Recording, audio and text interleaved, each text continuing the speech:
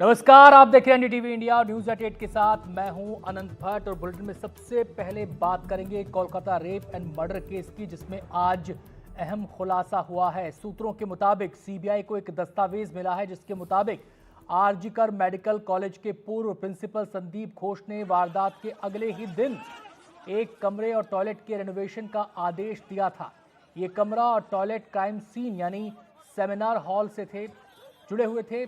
हालांकि जबरदस्त विरोध प्रदर्शन के चलते रेनोवेशन का काम नहीं हो पाया। आरजीकर मेडिकल कॉलेज के पूर्व प्रिंसिपल फिलहाल वित्तीय अनियमितताओं के मामले में सीबीआई की हिरासत में हैं।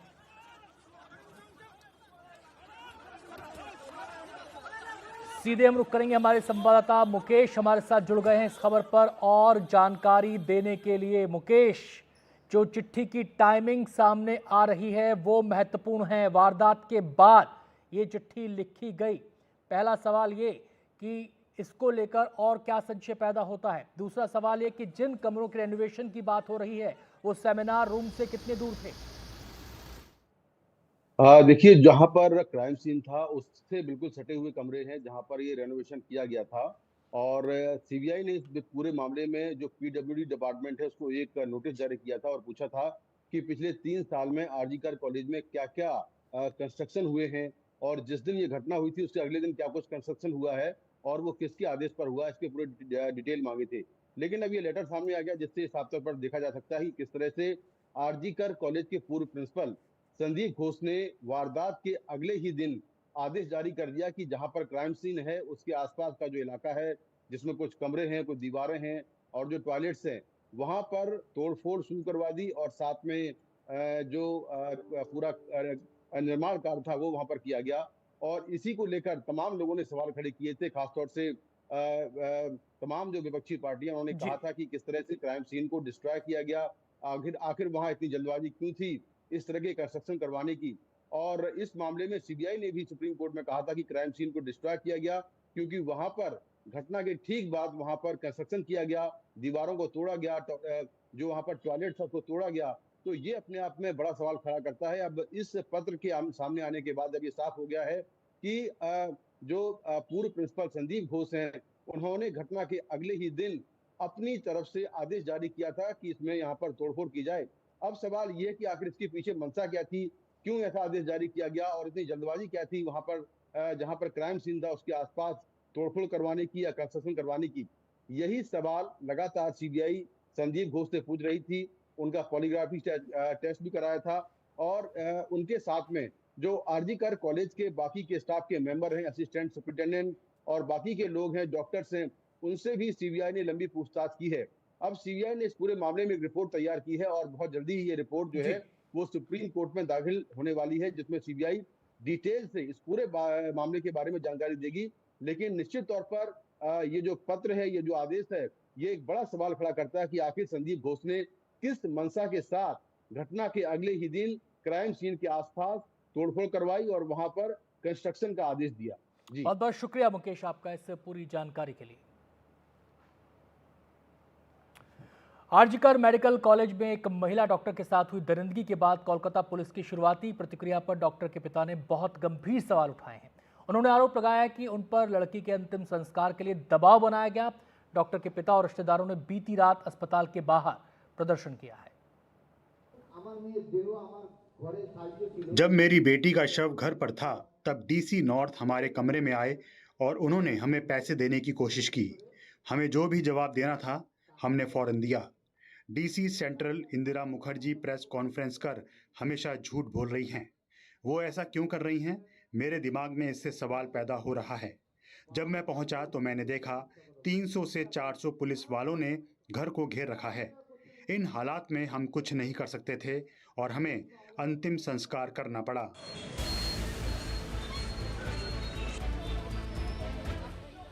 आरजीकर अस्पताल में दरिंदगी की शिकार हुई डॉक्टर के पिता का हैरान करने वाला आरोप। उनका कहना है उन्हें पैसे की पेशकश की गई और दबाव बनाया गया कि वो अपनी बेटी का अंतिम संस्कार करते। पुलिस ने बहुत हड़बड़ी में ये काम कराया। परिवार वालों का ये ताज़ा आरोप उनके पहले बयानों से हटकर है, जिसमें उन्होंने कहा था कि पैसे दिए जाने की बात कहने का कोई सवाल नहीं है और उन्होंने ऐसा कुछ नहीं कहा था। ऐसा कुछ कहने की कोई वजह नहीं है हमारे पास, ऐसी कोई बात हुई ही नहीं। सरकार चला रही टीएमसी का कहना है कि मीडिया की दुकानें ही साजिश की थ्योरी फैला रही हैं। पार्टी का ये भी कहना है कि मां पिता के अलग अलग बयानों की चर्चा का कोई मतलब नहीं है, क्योंकि ऐसे वहशी ढंग से बेटी को खो देने के बाद उनकी मानसिक स्थिति समझी जा सकती है। Now there are two videos there. 2 video है। एक वीडियो पुराना है जिसपे माता पिता ने कहा है कि उन्हें किसी पैसे की पेशकश नहीं की गई। ये झूठ है और हम अपनी बेटी के लिए इंसाफ चाहते हैं। अब नया वीडियो है जिसमें आप ये बता रहे हैं। उन्होंने जो कहा है मैं उसको समझती हूँ और मुझे लगता है कि ये बात सामने लाई जाएगी। फिलहाल हम सब बेहद दुखी हैं। हमें राजनीतिक एजेंडा से ऊपर उठना होगा। यहाँ राजनीति की कोई जगह नहीं है।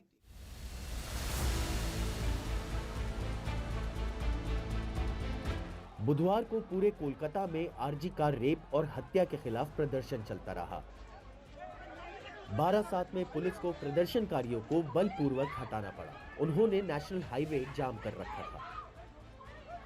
कूच बिहार में प्रदर्शनकारियों और तृणमूल समर्थकों के बीच झड़प भी हुई और दीवार पर लिखे नारे मिटाए गए। प्रदर्शन में शामिल कलाकार ऋतु पर्णा सेन गुप्ता के साथ कुछ प्रदर्शनकारियों ने धक्का मुक्की की और उनका पीछा किया। उन्होंने उनके साथ बुरा सलूक किया। हम मानते हैं कि कुछ भी हो, जो भी उसका पेशा हो, वो एक नागरिक है और महिला के तौर पर आई है। उन्हें उसका सम्मान करना चाहिए था और विरोध करने के अधिकार की इजाजत देनी चाहिए थी। कोलकाता से कैमरा पर्सन जीडी शंकर के साथ सौरभ गुप्ता की रिपोर्ट, एनडीटीवी इंडिया। खबर यूपी से सिद्धार्थनगर से मानवता को शर्मसार करने वाली घटना सामने आई है। एक महिला का आरोप है कि उसके साथ एम्बुलेंस में छेड़खानी की गई। इतना ही नहीं, एम्बुलेंस कर्मियों ने उसके बीमार पति की ऑक्सीजन हटाकर उसे बाहर फेंक दिया, जिसकी वजह से गोरखपुर मेडिकल कॉलेज में इलाज के दौरान पति की मौत हो गई। ये घटना 30 अगस्त की है। पीड़ित महिला के मुताबिक उनके पति की तबीयत कुछ दिनों से खराब थी। पति को लेकर वो मेडिकल कॉलेज गईं। कुछ दूर चलने के बाद ही एम्बुलेंस चालक उन पर आगे की सीट पर बैठने का दबाव बनाने लगा। इसके बाद ड्राइवर और उसके साथी ने छेड़खानी शुरू की। विरोध करने पर उनके पति की ऑक्सीजन निकालकर एक सुनसान जगह पर फेंक दिया। पीड़ित महिला का आरोप है कि बस्ती में मौजूद पुलिस कर्मियों ने एम्बुलेंस कर्मियों को पकड़ने की कोई कोशिश भी नहीं की। पेट्रोल पंप पर तेल भरैला, फिर कुछ दूरी तक जाए के बोलना कि तू हमें बोलना कि इनके आगे बैठा हुआ गार्जियन चाहिए और नहीं तो पुलिस पकड़ ली रास्ता में और नहीं तो हमें परेशानी हो जाए। फिर बोलना कि लखनऊ निबक जाए तो फिर तुम्हें हम फिर पीछे बैठा देव। तब फिर कुछ दूरी तक गई ले आई के फिर कहा था कि फैजाबाद निबक जाए तब पीछे बैठा दे। फिर वहीं से छेड़खानी शुरू करे के मुझे बोले कि चलो आगे बैठो। फिर मैं बंद हो गया उसमें। मेरे जीजा को मेरी बहन को उठा के फेंक दिए उन लोगों ने नीचे। फिर मुझे भी बाद में धक्का मार के गाड़ी स्टार्ट की है और जो भी हमारा सामान था, रिपोर्ट था गाड़ी का, मतलब जो भी हॉस्पिटल का सामान था, पैसा वैसा जो भी हमारे पास, पानी का बोतल तक भी नहीं छोड़े थे। मेरे जीजा प्यासे हुए बोल रहे थे किसी गाड़ी वाले को रोको, पानी मांगो, पर कोई गाड़ी वाला भी नहीं उस समय रोक रहा था और ये लोग वहाँ से फिर निकल गए। एक तहरीर दी गई जिसमें बताया गया कि इनके पति का इलाज इंपीरिया न्यूरो हॉस्पिटल गाजीपुर थाना क्षेत्र में चल रहा था। कुछ कारणों से ये अपने पति को अपने घर ले जाना चाहती थी। इस दौरान एम्बुलेंस करके घर ले जाते वक्त रास्ते में एम्बुलेंस के चालक और उसके साथी के द्वारा इनके साथ छेड़छाड़ की घटना की गई। इसके अलावा इनके जो बीमार पति हैं उनको जो ऑक्सीजन सपोर्ट लगी थी उसको निकाल करके बाहर फेंक दिया गया। साथ ही इनके पति को भी बाहर भेज दिया गया। खबर महाराष्ट्र से। महाराष्ट्र के गढ़चिरौली से भी एक दर्दनाक खबर सामने आई है। सही समय पर इलाज नहीं मिल पाने के कारण 2 बच्चों की मौत हो गई। बच्चों के माता पिता 15 किलोमीटर पैदल चलकर अस्पताल पहुंचे थे। इतनी देर में बच्चों की मौत हो चुकी थी। अस्पताल पहुंचने पर डॉक्टरों ने बच्चों को मृत घोषित कर दिया, लेकिन एम्बुलेंस नहीं मिली। इसके बाद फिर माता पिता दोनों बच्चों के शवों को अपने अपने कंधों पर रखकर कीचड़ भरी सड़क पर पैदल चलकर घर पहुंचे।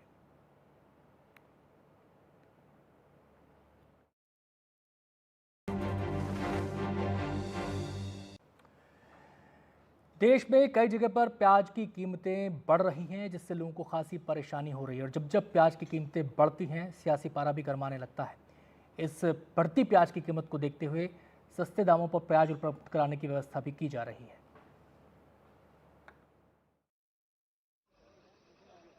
मोबाइल वैन को हरी झंडी दिखाते खाद्य मंत्री प्रहलाद जोशी। इस तरह की 40 गाड़ियां लोगों को सस्ती प्याज बेचने के लिए निकली हैं। इनके जरिए दिल्ली एनसीआर के साथ साथ मुंबई में भी 40 अलग अलग जगहों पर 35 रुपए किलो की दर से प्याज की बिक्री शुरू हो गई है। आज दिल्ली में 40 लोकेशन से बिक्री शुरू हो चुकी है और हम मुंबई में भी आज बिक्री शुरू करवा रहे हैं। मुंबई में भी? जी। और रेट कितना खरीद सकते हैं? रेट 35 रुपये प्रति केजी है। हम लोग ये प्रयास करेंगे कि एक आदमी 1 किलो लेके जाए, बट चूंकि इनिशियली शुरुआत कर रहे हैं तो कोई केजी से बाहर अभी है नहीं। क्या ये भी डर था कि मुनाफाखोरी कर रहे हैं कुछ व्यापारी? देखिए, थोड़ा बहुत मुनाफाखोरी तो ठीक है, लेकिन जब ज़्यादा मुनाफाखोरी होगी तो सरकार तो इंटरवीन करेगी। और हमारा और एनसीसी नेफेड का यही काम है कि मार्केट में आके जब अगर लगे महंगाई बढ़ रही है तो अब प्याज लेके आएंगे हम लोग, और ये प्रयास रहेगा कि अगले 3-4 महीनों में प्याज के रेट देश भर के अंदर नियंत्रण में रहे। 35 रुपए किलो प्याज की बिक्री शुरू होते ही कृषि भवन और रायसीना रोड पर मोबाइल वैन के आगे लंबी लाइनें लग गईं। मैं इस वक्त रायसीना रोड पर हूं और यहां पर एक मोबाइल वैन लगाया गया है जहां 35 रुपए प्रति किलो की रियायती दर पर प्याज की बिक्री की जा रही है। और ऐसे करीब 40 आउटलेट्स आइडेंटिफाई किए हैं खाद्य मंत्रालय ने जहां पर ये सस्ते प्याज की बिक्री की जा रही है। और यहां पर जैसे ही ये वैन लगाया गया है, कुछ लोग यहां पर पहुंचे हैं जिनकी शिकायत है कि उनके इलाके में प्याज जो है वो काफ़ी महंगे रेट पर बिक रहा है। काफ़ी बड़ी राहत है। तो प्याज कब से महंगा होने लगा? तो हो गए लगता है 15 दिन के आसपास हो गए। हाँ, पहले तो 50 चल रहा था तकरीबन, फिर अभी 60 हो गया। भले एक महीना से तो 50 चल रहा था। इलाके में आप रहते हैं? मैं तो वैशाली में रहता हूँ। सर, यहाँ मैं घूमने के लिए आता हूँ थोड़ा सा लंच के बाद, तो देखा कि यहाँ पे गाड़ी लगी हुई है, तो हमने कहा यार इसका लाभ ले लेते हैं, थोड़ा सा प्रॉफिट ले लिया जाए। यही 50 और 60 रुपए है जी। हम मालवीय नगर से आए हैं, लेकिन यहाँ रेट थोड़ा सस्ता है, 35 रुपए किलो है, तो क्यों नहीं इसका फायदा उठाया जाए। प्याज गाजियाबाद, साहिबाबाद, नोएडा और गुड़गांव में भी महंगा हुआ है। लाइन में महिलाएं भी थीं। जहाँ पर आप रहते हैं वहाँ पर प्याज किस रेट मिल रहा है? 70 रुपए। 70 रुपए किलो? हाँ, 60-70, 60-70। आपके इलाके में इतना ही है? हमारे 60 रुपए। हाँ जी। तो आपको कैसे पता चला यहाँ 35 रुपए किलो मिल रहा है? हमें गाड़ी दिख गई, हम बस से उतरे, जल्दी से आ गए इधर। में सर पहले था सस्ता, ये 3-4 दिन से थोड़ा महंगा हो गया। अब 60 से 70 50 ऐसे मिलता है। जो ये रिटेल के दुकानदार है ना, ये जो ग्राहक को देते हैं, ये 50 रुपए किलो 60 जैसा आदमी वैसा देते हैं, लेकिन ये 35 रुपए दे रहे सरकार। ये बहुत अच्छा काम कर रही है। कोई 60 दे रहा है, कोई 70 दे रहा है, मतलब कोई एक्चुअल में कोई फिक्स रेट नहीं है किसी का। कृषि भवन के सामने 3 मोबाइल वैन में रखे प्याज आधे घंटे के अंदर बिक गए। अब देखना होगा कि मुनाफाखोरी पर नकेल कसने में सरकार की ये पहल कितनी कारगर साबित होती है। दिल्ली से कैमरा पर्सन प्रेम सिंह के साथ हिमांशु शेखर, एनडीटीवी इंडिया। शिक्षक दिवस के मौके पर अदानी समूह के चेयरमैन गौतम अदानी ने मुंबई स्थित जय हिंद कॉलेज के एक समारोह को संबोधित किया। इस दौरान गौतम अदानी ने कहा कि आगे वही बढ़ते हैं जो सीमाएं तोड़ते हैं। उन्होंने बताया कि उन्होंने 16 साल की उम्र में पहली बार सीमा यानी बाउंड्री को तोड़ा था। अहमदाबाद में पढ़ाई छोड़कर वो मुंबई आ गए थे। मुंबई सिर्फ शहर ही नहीं, ये मेरा कारोबार का ट्रेनिंग सेंटर भी है। मुंबई में मैंने बड़ी सोच रखना सीखा। साथ ही उन्होंने कहा कि वित्तीय हमले के बाद हमने अपना जज्बा दिखाया। ये महज वित्तीय हमला नहीं था, बल्कि दो तरफा वार था, लेकिन हमने इसी खराब दौर में सबसे अच्छा कारोबार किया। Mundra became my karma bhumi and made my vision a reality. A powerful testimony to the fact, what you dream, you create, and what you think, you become. Mundra today hosts India's largest port, the largest industrial special economic zone, the largest container terminals, the largest thermal power plants, the largest solar manufacturing facility, the largest copper smelter, and the largest edible oil refinery. And yet, we are only about 10% of what Mundra will eventually become. The trend lines are very clear. Following our independence, it took us 58 years to reach our first $1 trillion of GDP, 12 years for the next trillion, and just 5 years for the third. I anticipate that within the next decade, India will begin adding $1 trillion to its GDP every 18 months and putting us on the track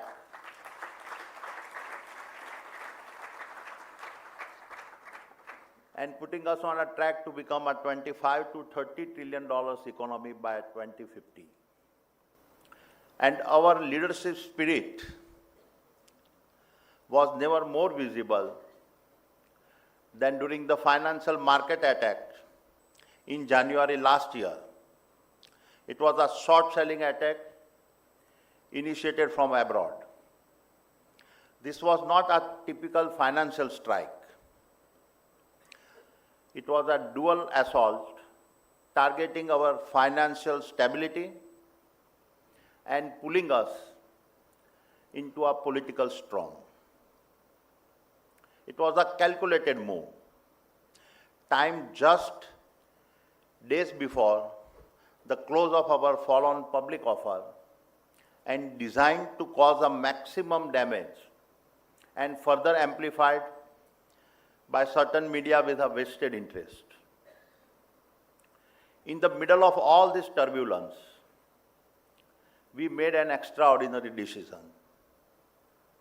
After successfully raising rupees 20,000 crore through India's largest ever FPO, we decided to return the proceeds as a sign of commitment to the value we hold.